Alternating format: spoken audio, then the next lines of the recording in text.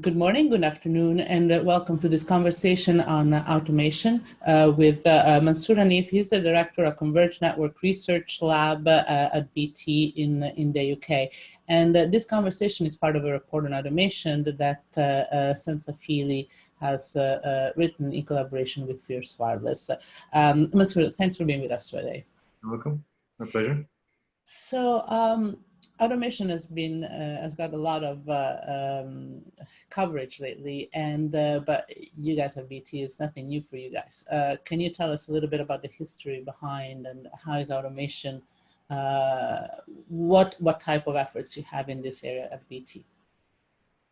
Yeah, no, you're absolutely right. I mean, automation for anybody who's been involved in any type of network operations over the last few decades, it's nothing really new because any operations engineer worth their salt has been doing some form of automation, whether using scripts or other methods over the last 10 or 20 years. So it's been around for a long time. I think the extra focus now is coming through the optimization of the techniques around automation, the ambitions to get to zero-touch automation, which was something that we haven't really tried to get to before or seen the need for, and the application of AI and machine learning techniques. So within BT as a whole, from the fixed network side, automation has been used in various areas of the network for many, many years. Our research team, my colleagues in the data analytics and AI machine learning team have been working on various aspects of automation on the fixed network. I came from the mobile side, from the EE side, so I know that from my own background in various networks, there has been to a certain extent, automation applied to the optimization and maintenance of mobile networks as well.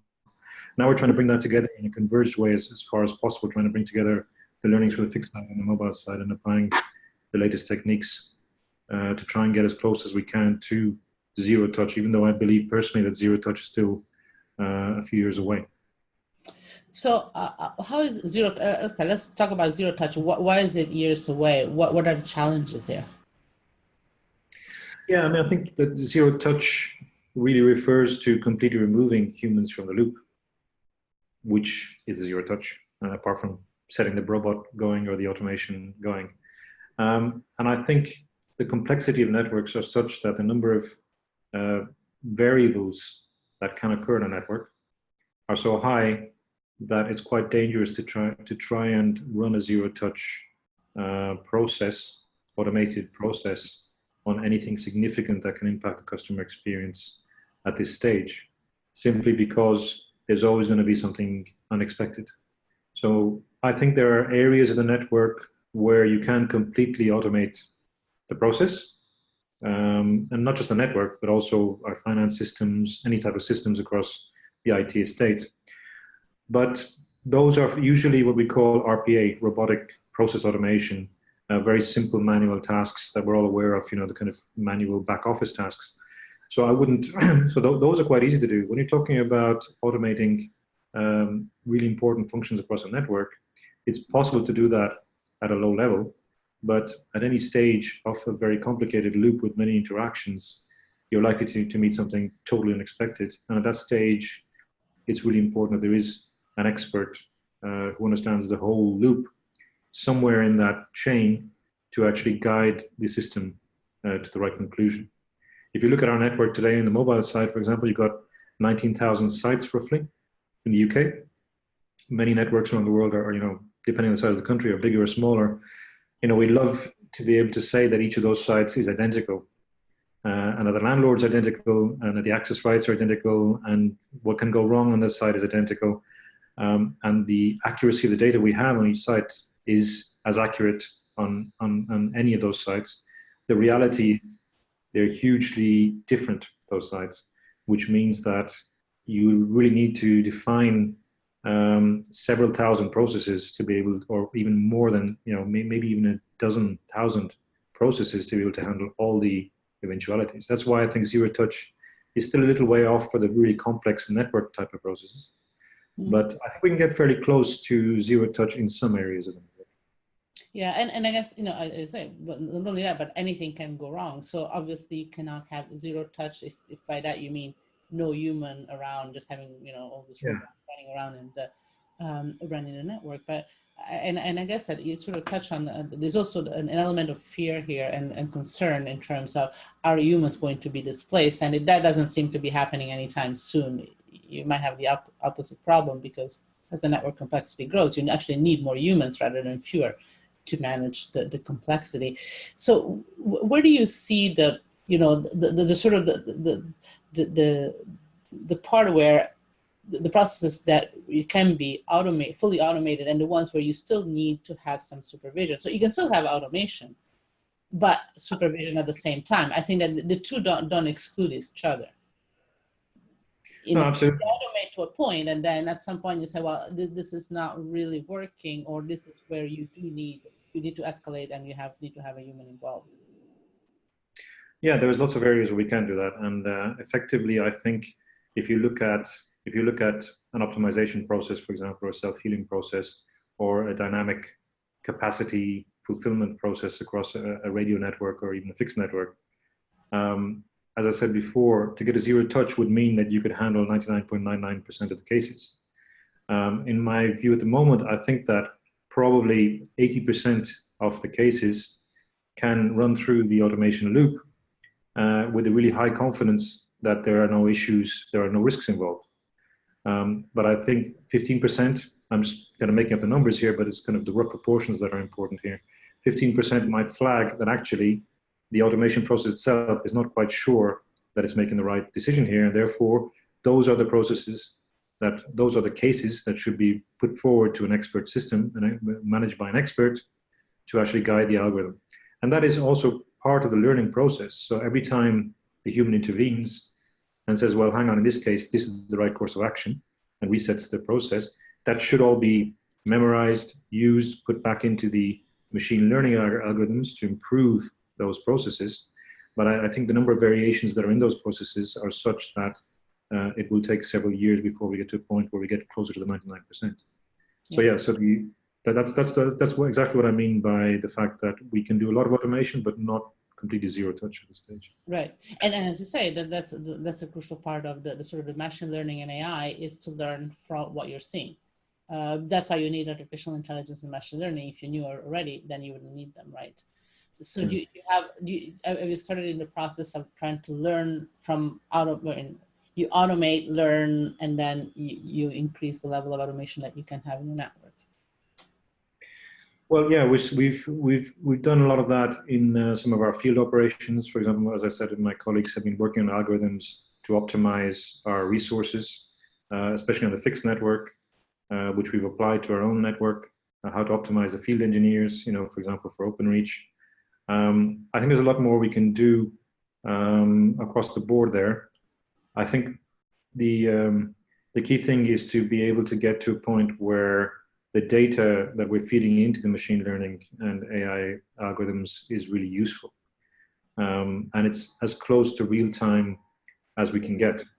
And those are two big challenges we have. One is that the data that we get, for example, in trouble tickets on networks, the data that's filled in there is usually very simple labels that don't give us enough information to make really detailed decisions.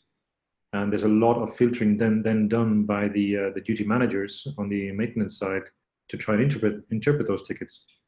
And if you try and automate those tickets today, you will come out with a huge number of variations simply due to the way that the tickets are actually labeled by the maintenance engineers.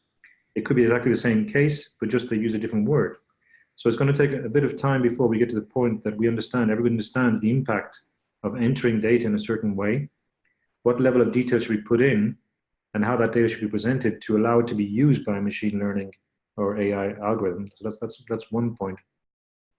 And then I think the number of the use then of the algorithms, once we get the data inputs to a better quality, will increase as we get more closer to real time.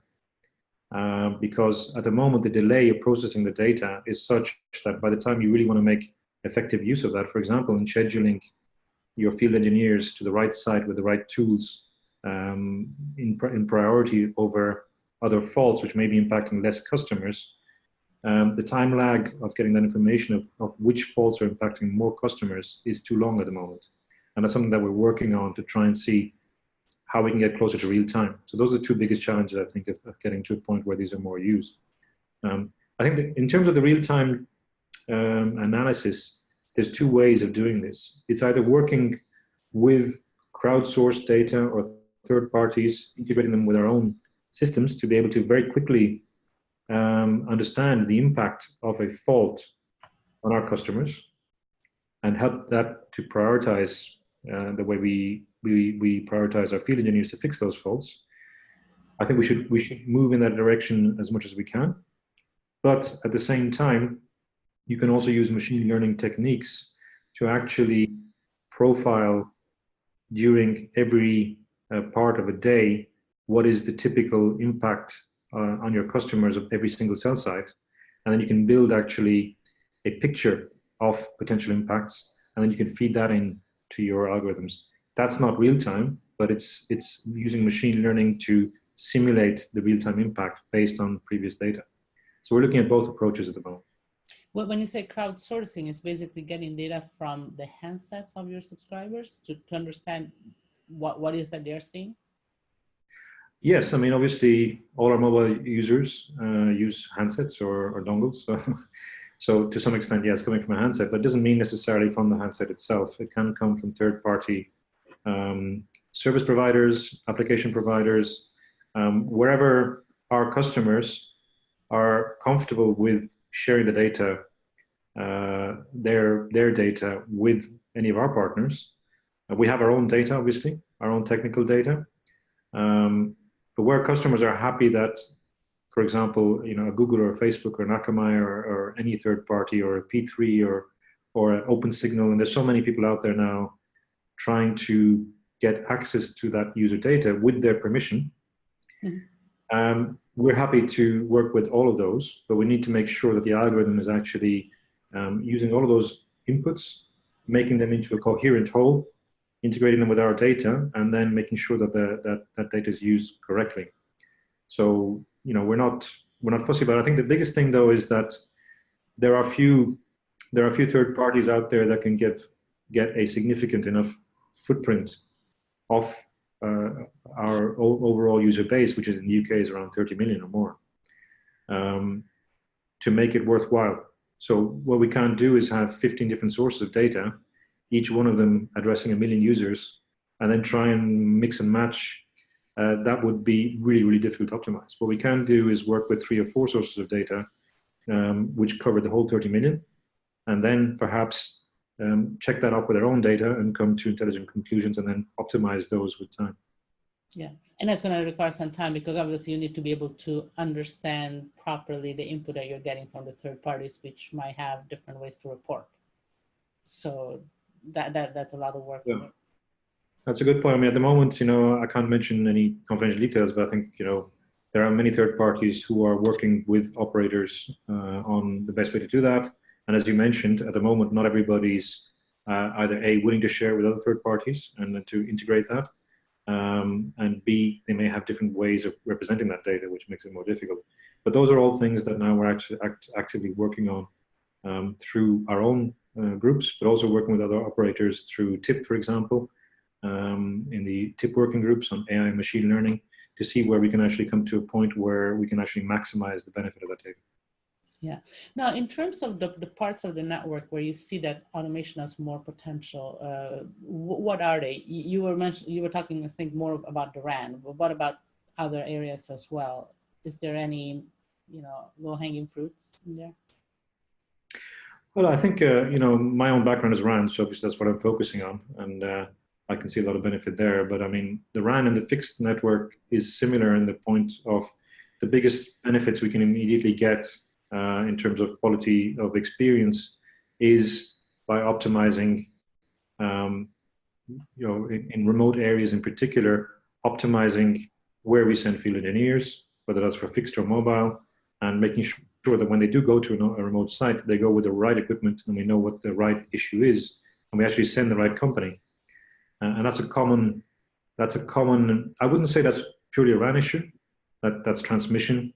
That can be core to a certain extent, but it's mainly transmission, transport, RAN, but also fixed network. It's the same issue, you know, managing spare parts, managing tools, managing third-party subcontractors to make sure they're going to the right place at the right time with the right tools, and they have a good idea of the right problem to fix. I mean, you'd be amazed how often we have to actually do several iterations before we get to the right loop at the moment. So it's not specifically a RAN issue, it's more a field issue. I think that is the most useful in terms of what we can do today with optimizing, using AI machine learning techniques on our network. I think here I'm looking at specifically the quality of experience aspect. There are many other aspects that we could look at to help our customers in their daily routes as well that we're looking into, but we'd rather start with the basic things that really matter to our customers more than anything else, which is quality of service, coverage, reliability. Start with those, and then on top of that, you can build a whole layer of services that the customers might want on top of them. Right. Now, you mentioned more the sort of like automation resolving issues. So if something breaks down, how to fix it. But you can also use it where everything is working fine to improve it, to optimize, as you said. What are the major advantages of automation in the part where you try to optimize to improve the experience, even if everything works perfectly fine? Yeah, I mean, beyond, so what I described is kind of getting the basics right in terms of when something does break down, how do you optimize what you fix first, and make sure you fix it properly. You could also, that's the first step. You can also use that to do preventive maintenance, and there's a number of our partners who are also using statistics to look at preventive maintenance, and that's certainly the next step forward. Beyond that, there's also self-healing, which means that in some cases, and especially as we go into 5G, this will be more prevalent with network slicing, where you can use the data that you have not only to optimize the field force, but you can actually reconfigure the network or reconfigure network slices dynamically in real time based on the information you have to optimize a certain situation. And that will be very relevant also for corporate customers who've got a specific SLA. When you've got an issue on the network and you need to satisfy that SLA for a specific customer. So all of that is useful, but beyond that, beyond actual faults, as we get more and more into dynamic networks, and especially in the virtualized world that we're going into with 5G, actually adapting networks, flexing networks, moving functions around the network. So in simple terms and capacity, for example, I'll give you an example from the mobile network from 10 years ago. From 10 years ago, my engineers had an algorithm where they could calculate channel elements, which are the basic units of capacity for software license for a radio base station. They could move those channel elements along a road from the center of the city to the suburbs as people came in and out of the city. That would be a semi-automated process that would take us maybe 5 minutes to send the command to move the capacity. And we were actually working on automating it, but we didn't really see too much the benefits because the commands were quite easy to run as a script. But that saved us millions and millions of pounds because we were being charged for capacity over the whole area. And therefore we kept under the limits while optimizing. So that's an example of what you can do with AI machine learning and automation. Beyond simply fixing faults or predicting faults, you can actually optimize your costs to a huge extent. What we'll need to do to get the most of that is we need to have an open discussion with our suppliers, and this is already happening in the NFV space, to make sure that the licensing models are such that there's benefit in doing that over an area rather than on a license per specific element or a specific function, in the same way as we did for capacity in the past. But that's the example I gave you from capacity. Imagine now in an NFV world where we've got the idyllic virtualized network, which is spread out from the core to the aggregation nodes to the edge. When and if we need it, the future algorithms will define where is the best place to run those functions. And we'll be automating not only the capacity of the network, but the capacity of the actual functions and the specific SLA that a customer needs from a specific function. And again, here, this will be very relevant in the corporate world or in the mission critical world, can trigger the automation that actually moves a function from the core to the edge for a specific period of time and then pulls it back again when you don't need it. So it's going to get even more beneficial to have that automation in place. Before, it was just capacity, and mainly software capacity, because you couldn't move hardware around. As we go to a virtualized world, then you will have the capacity of moving capacity and functions. Now, you will need to, in some cases, over-dimension the hardware in certain areas to make it possible to move the software. And that's one of the key things we're looking at, again, in some of the TIP working groups, to understand how do we get to a point that we can actually dimension hardware on a common platform in a cost-efficient way that gets the benefits of this flexibility that we can get through automation around a virtualized network. Yeah, and I guess that also that would apply to latency, and with things like MEC, edge computing, or network slicing, you can manage not only sort of at a vertical level for functions, but also horizontally for different applications. So you introduce yet another dimension, and then if you have to do it manually, you need so many people that it's just not possible, it's not feasible, right? That's the key thing about automation. You know, automation isn't an enabler for any of those functions, in my personal view. It's the other way around, where automation will allow us to scale to a point that it gets to be operationally effective and cost effective. Because effectively, you know, as I said, with my engineers 10 years ago, we had the scripts, you know, for the scale of operations we had, we could manage it manually. But today, if you're talking about moving capacity around, moving functions around, managing very different SLAs, for different customers, including different variables like latency, like speed, throughput, you know, whatever you're selling as a service, it's absolutely impossible to do that without automation at a scale that actually makes it worthwhile over a single platform. So that's why automation is so much of a key to the actual business model behind this. Right. Now, at the same time, there's a lot of people are nervous, or the question, what's going to happen to the people. So the cultural changes that automation introduces. Are we going to need fewer people, or are they going to do different things? Are they going to be made irrelevant? Well, I guess we already touched on that one, but how do you see the cultural changes that innovation brings about? Well, this is a really, really big subject, and it's something that, you know, in BT we feel very strongly about, because we have 100,000 people, you know, that work for BT. Many people have been there for decades, and we have such a big role in the UK economy. Beyond our own people, the knock-on effect of people who work for associated companies is so big that, you know, we know that simply, you know, moving people, replacing them by robots, is not our objective here. So what we want to do is reskill people to the future. And that's what we're going to be focusing on.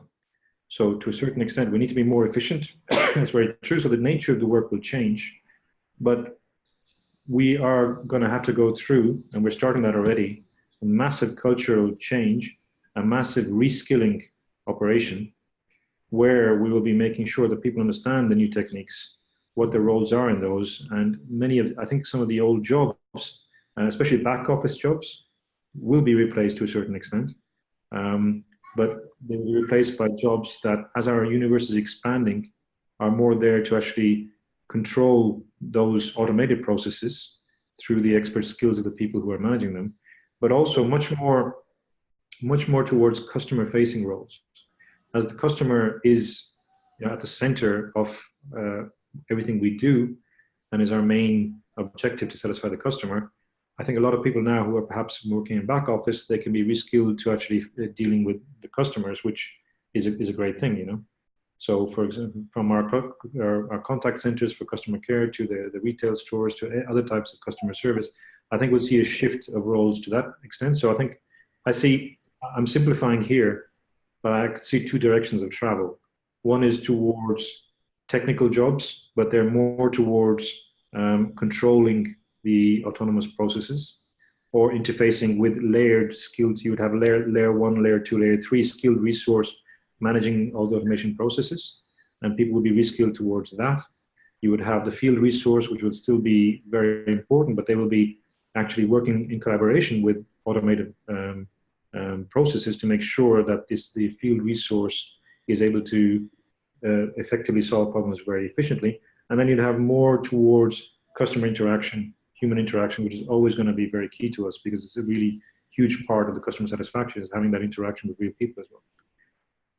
So that's where I see it happening. So I don't see we don't really have an option of simply, I think new players coming into this field could start with hugely automated systems from the beginning. Most big operators have got a social responsibility as well. We have a corporate contract, and therefore we are absolutely committed to making those changes and reskilling our people. The good news is that we also see that from the governments, and especially the UK government is very much in line with that.